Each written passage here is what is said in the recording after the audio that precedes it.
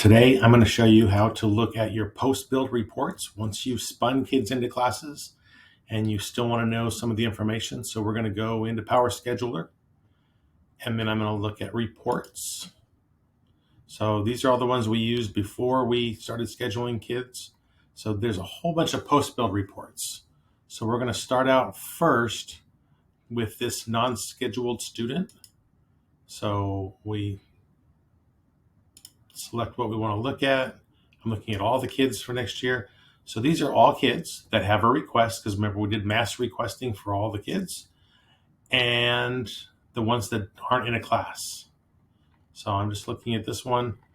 So you know which kids you need to go back in and look at. Some of you made choices to hand schedule SLC kids by hand, which is common, but some of these others, for some reason, maybe they weren't set to schedule. So those are common mistakes that we found. So that's one of the ways you can look and see who didn't get a class for next year. So also in pre-built, some of the other pieces you can look at. You can look at any of these. You're not going to hurt anything by looking at these. Another one that's been fairly popular to look at is how we balanced students. So as we start to look down, how we balanced out the students, the student program balancing here. So if I click on that one, again, I'm going to choose my output,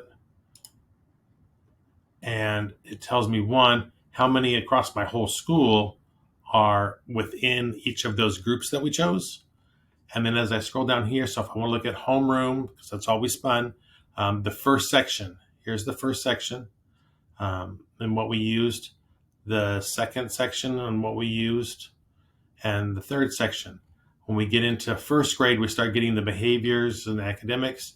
And so you'll see, the first section, here's all of the different areas for section 1 for first grade that we used.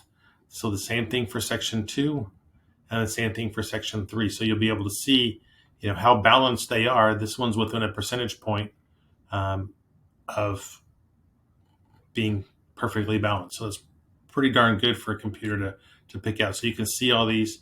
You can go in and click on any of these that you want to, and it'll show you the section and how you looked at it.